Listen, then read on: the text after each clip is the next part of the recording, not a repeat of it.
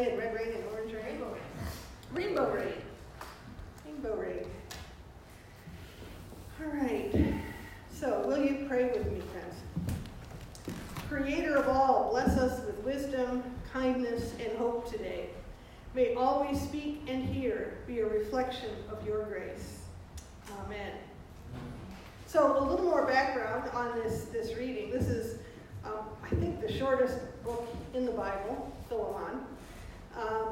It's a letter from Paul to Philemon, who was a convert to Christianity.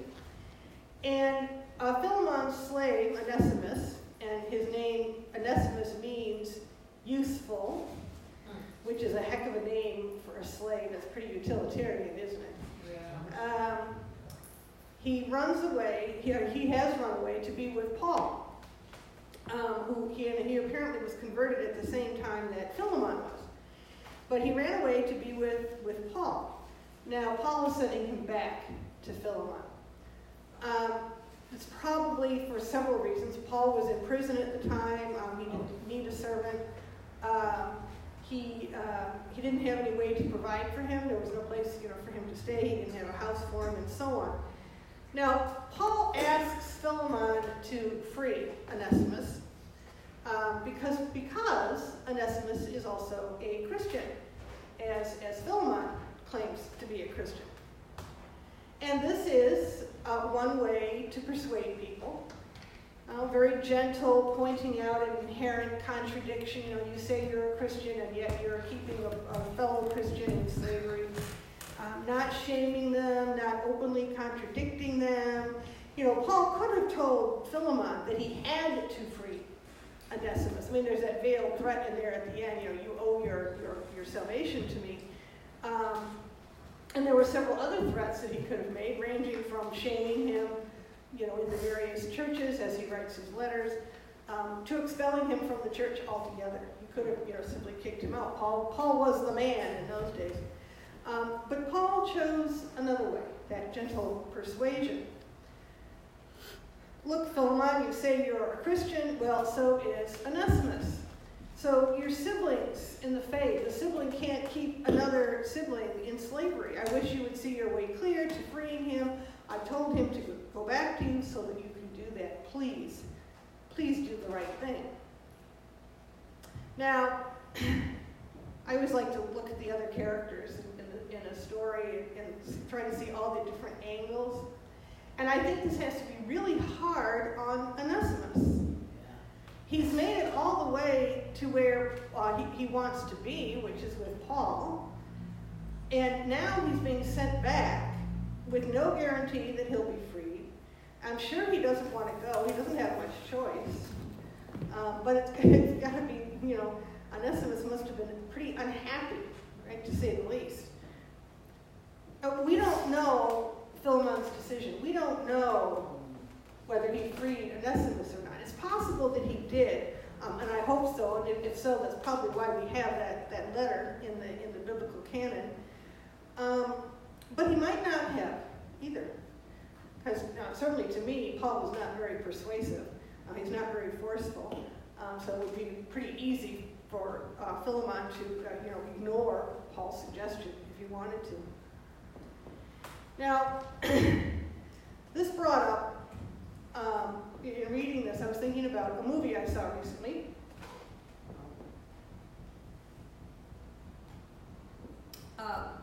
Some of you have probably seen it. I know a couple of you have. Black Klansman. Spike Lee's adaptation of the memoirs of the first Black Colorado Springs police officer, Rob Stallworth. With a white undercover partner, Mr. Stallworth infiltrated the local KKK chapter. It was very clever. He talked on the phone to the KKK folks, and then his partner was the one who actually went out with the wire to the meetings and so on, because he was white, right? So, remarkably, it worked. And in the course of their investigation, they found that several members of the local group were military members, armed forces members, at Fort Carson and at NORAD. NORAD is the North American Radar Defense System base. It's responsible for defending the U.S. from nuclear warheads. Well, they had KKK members working there. FBI and CID went in, and those folks were moved far away. I wish they had been kicked out of the military, but that's a whole other story. One of the things that struck me about the investigation, and if you haven't seen the movie, I recommend it highly. It's very powerful. The undercover white partner, this is not actually, well, we don't know if it's true or not. He's portrayed as a Jewish man. We don't know if that's true or not because he's still incognito. They've never revealed that undercover partner's name because he met face-to-face with the Klan, and if they found out who it was, then his life would literally be in danger, right? But he's portrayed in the movie as a Jewish man. And it adds another angle to the story. How do we react when the hatred is directed right at us?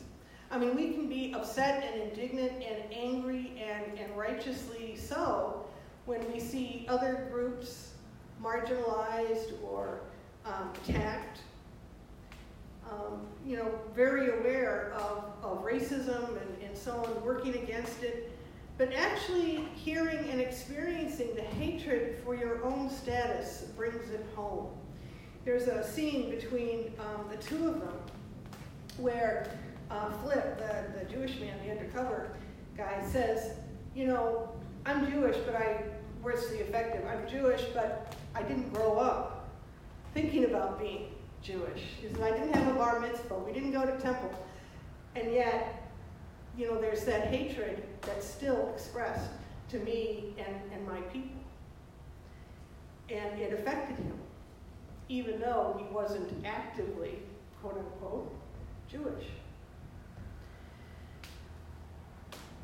So the KKK railed against not only black people, and sometimes this gets forgotten, but Latino people, the LGBT community, Jewish people, Catholic people, the Irish, the Italians, anybody basically who was a North European Christian. And preferably male, but that's a whole other story. Some of the most disturbing scenes in that movie were scenes of the members shouting their hatred and disgust at minorities. Actually hearing and seeing people say those things. And the movie incorporates footage from the Charlottesville protests of 2017 with their vile chants that I'm not even going to repeat. And I found myself wondering how the actors felt repeating those lines, saying those things. Now, Mr. Stallworth doesn't try to convince or re-educate the Klan members, right? He's not going in there to try to change hearts and minds. He knows it would be useless. They're so invested in their anger and hate and fear that they can't be convinced. So he simply tries to get the group broken up.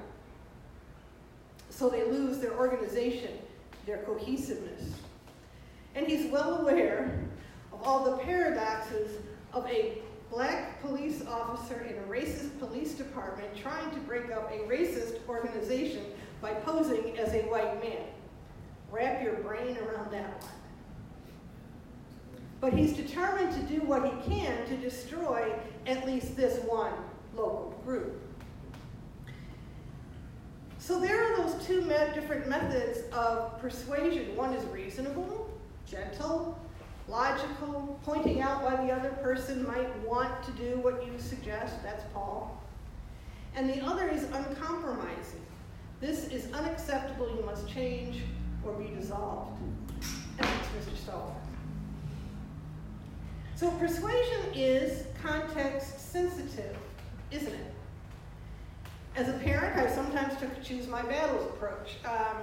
Was the issue really important, or could I let it go? Sometimes it wasn't important, really. It wasn't a big deal whether Ben wore his blue shirt or his green shirt, even though the blue shirt was really 2 sizes too small, but he loved it, so he wanted to wear it. So, that's a battle that's not worth it, right? But sometimes it was as I mentioned in the children's story, a 3-year-old child absolutely could not run away from me in the mall parking lot. Right? But Paul fails this test, I think. This is not a simple question of context. Some people want to make it that way. Well, you know, slavery was legal in the Roman Empire. That was just part of the culture. But, and they say, you know, Onesimus was worth money to Philemon. He didn't belong to Paul. Now listen to that sentence. Onesimus was worth money and he didn't belong to Paul. That reduces Onesimus to a thing, a possession. Onesimus was a human being and worth far more than money, and he belonged to God. By virtue of being a Christian, he was Philemon's brother, his brother in Christ. And Philemon cannot own a sibling. We can't own another human being in any case. In point of fact, we all belong to God. We are all part of creation and owned by no one but the divine. Some things are too important to leave to gentle persuasion. They're matters of life and death, and so require an absolute command. No human being should be owned by another. Full stop.